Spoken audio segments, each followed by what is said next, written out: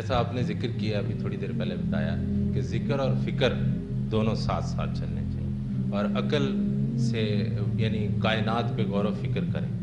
تو قرآن پاک میں بہت ساری ایسی آیات ہیں جیسے الا بذکر اللہ تطمئن القلوب، ذکر الہی دلوں کو سکون دیتا ہے. پھر وہ اقرار باللسان و تصدیق بالقلب، زبان سے اقرار کیا اور دل اس کی تصدیق کرتا تو ایمان لے آئے. پھر وہ مرض فزادہم اللہ علی قلوبہم، ہم نے دلوں پہ. تو قرآن پاک میں بہت ساری ایسی آیات ہیں جو دل کی بات کرتی ہیں. اقبال کہتا ہے کہ جو عقل کا غلام ہو وہ دل نہ کر قبول، گزر جا عقل سے آگے کہ یہ نور چراغ راہ منزل نہیں ہے. ٹھیک ہے نا؟ تو ان ساری چیزوں کو دیکھتے ہوئے اور غور و فکر کرتے ہوئے کیا ہمیں یہ ترغیب دی جا رہی ہے کہ ہم دل سے سوچیں اور یہاں سے نہ سوچیں، جس کی وجہ سے ہم اتنا پیچھے رہ گئے ان اقوام سے جو عقل کی کسوٹی پہ ہر چیز کو پرکھتے ہیں. اور ہمیں صرف کہا گیا کہ جی آپ غور و فکر کریں بس، اور عقل سے دیکھا ہے اکثر مسلم امہ میں جتنے بھی کام ہیں پلاننگ جو ہے وہ جیسے بجلی کا بحران، پلاننگ نہیں ہے تو عقل سے نہیں سوچنا، جذباتی بہت زیادہ ہے، ارریشنل اپروچ.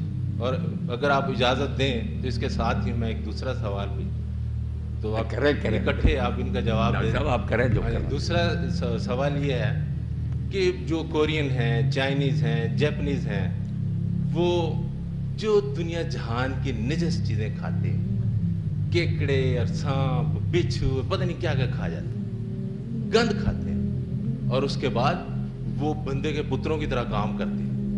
اور ہم رزق حلال کھاتے ہیں، اور ہمارے اندر majority of the people don't want work, ان میں ہٹ حرامی ہے، ہمارے اندر ڈیڈیکیشن کا فقدان ہے، we are not committed to work. تو رزق حلال کھا کے ہمارے اندر ہٹ حرامی کیوں ہے؟ Please, thank you.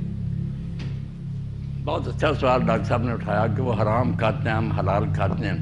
پہلی بات تو ڈاکٹر صاحب مجھ سے زیادہ جانتے ہیں کہ حلال کہاں کھاتے ہیں. مسلمانوں میں حلال کھانے والے بہت تھوڑے رہ گئے. یہی حلال نہیں کہ صرف آدمی جو ہے نا بکرا کھاتا ہے یا مرغا کھاتا ہے. حلال کے یہ بھی ہے کہ نہیں ڈاکٹر صاحب اصل میں حلال تو جو ہے نا آپ دیکھ لیں قرآن مجید میں جہاں نا کلوا مما فی الارض حلالا طیبا، دو لفظ فرمائے گئے ہیں کہ حلال بھی ہو اور طیب بھی. حلال تو ہے کہ قانون کے مطابق اس کے کھانے کی اجازت ہو، دین اس کو حرام نہ ٹھہرائے، یہ ٹھیک ہے ڈاکٹر صاحب کی بات.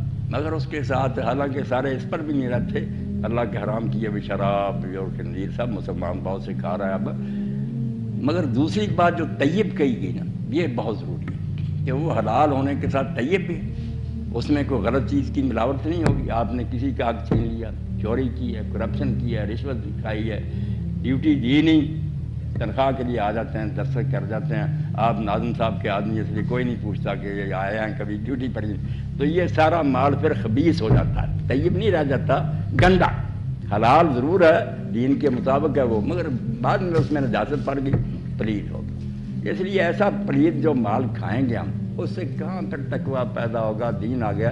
اور صرف خوراک پر ہی نہیں کہ صرف خوراک آدمی کی ٹھیک ہو تو دیندار ہو جائے. اصل میں جو بات ہے نا کہ دین کے 3 شعبے ہیں، ان تینوں شعبوں میں آدمی کو درک حاصل کرنا چاہیے ورنہ دین نہیں آئے گا. آپ پڑھے لکھے لوگ ہیں اس لیے میں کہہ رہا ہوں قرآن میں جو بار بار آتا نا کہ رسول کریم علیہ السلام کا منصب رسالت کا جو مقصد ہے وہ تزکیہ ہے کہ شخصیت کی ڈیولپمنٹ. اب تزکیہ بھی مبہم سا بن گیا کہ پتہ نہیں خانقاہوں میں جا کر بننا. تزکیہ کوئی نہیں، ایک اچھا انسان بنانا، شائستہ اور مہذب انسان بنانا جو ہے نا کہ اس میں خامیاں نہ ہوں، اچھائیاں ساری ہوں، یہ انسان تیار ہو جائے. تزکیہ پاک صاحب 3 چیزیں اس کے لیے بطور وسائل بیان ہوئی ہیں کہ 3 کام ہے جو پیغمبر کرتا ہے اور پھر تزکیہ ہوتا ہے. ایک تلاوت آیات ہے، یہاں جو ہے نا کہ رسول کریم صرف قرآن پڑھ کر پہلے سناتے، یہ نہیں مفہوم. جو بات فکر کی ہوئی تھی نا، قرآن کا ایک حصہ ہے جس میں اللہ تعالیٰ اور اس کے رسول اور آخرت کے صحیح ہونے کے دلائل ہیں. وہ حصہ پڑھے ذکر آ جاتا ہے کہ آسمان و زمین کی پیدائش میں، دن رات کی آمد میں، بارش میں، آیات نشانیاں.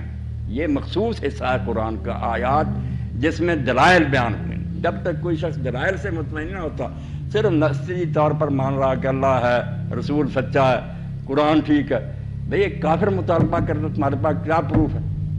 کیسے یقین ہے تمہیں کہ اللہ ہے؟ اور کیسے پتا کہ وہ ایک ہی ہے؟ رسول کے سچے ہونے کا تمہارے پاس کیا ثبوت ہے؟ یہ ہے بصیرت جو ان آیات سے حاصل ہوتی، باقی ٹکڑے قرآن کے نہیں جن میں دلائل بیان ہوئے، جن کے آخر میں لا آیات لقوم یؤمنون، لا آیات لقوم یتفکرون، کہ ان میں دلائل ہیں غور و فکر کرنے کی۔ پہلا حصہ دلائل کا ہے، ہر شخص کو چاہیے کہ وہ صرف تقلیدی ایمان نہ رکھے کہ مانتے آ رہا ہے، نئے سرے سے ایمان حاصل کرے، خود تحقیق کرے کہ دین واقعی سچا بھی ہے۔ ہر گروہ کہتا ہے ہمارا مطلب ٹھیک ہے، ہم مسلمان کیوں کہتے ہیں کہ ہمارا ہی صحیح ہے؟ دلیل ہونی چاہیے۔ اور دوسرا ہے یعلمہم الکتاب، تعلیم کتاب کرتا ہے، یہاں بھی کتاب سے سارا قرآن نہیں مراد، کتاب قرآن مجید کا وہ حصہ ہے جس میں شریعت بیان ہوئی، حلال و حرام، پھر ضابطہ دیتا ہے کہ جب تم نے حق مان لیا تو یہ کام کرنا ہے، یہ نہیں کرنا۔ ان آیات میں آ جاتا ہے کتب علیہم القتال، کتب علیکم السلام، لکھ دیے گئے تم، یہ شریعت ہے۔ یہ جو آپ سنتے رہتے ہیں نا کہ صوفیہ کہتے ہیں طریقت حقیقت معرفت، ہے وہ قرآن ہی، معرفت دلائل ہے، پہلے دلائل سے پہچانو کہ دین برحق ہے، طریقت ہے کہ پھر طریقہ معلوم کرو کہ عبادت سر انجام کیسے دینی، زندگی میں چلنا کیسے۔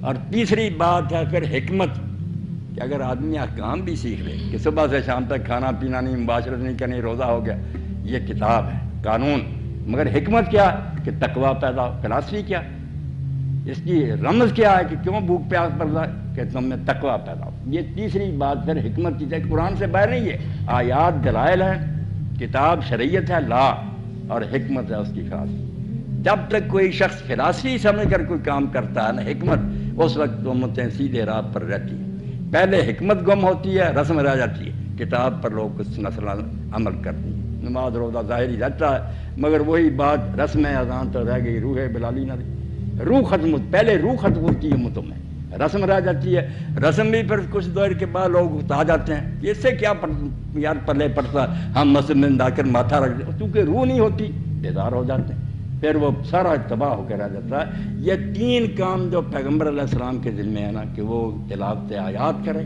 دلائل دے اپنے سچے ہونے کے، تعلیم کتاب کرے کہ پھر لوگوں کو شریعت سکھائے، اور ساتھ ان کی فلاسفی اور حکمت بیان کرے کہ کوئی کام خام خواہ تم پر نہیں ٹھونس دیا گیا، اس میں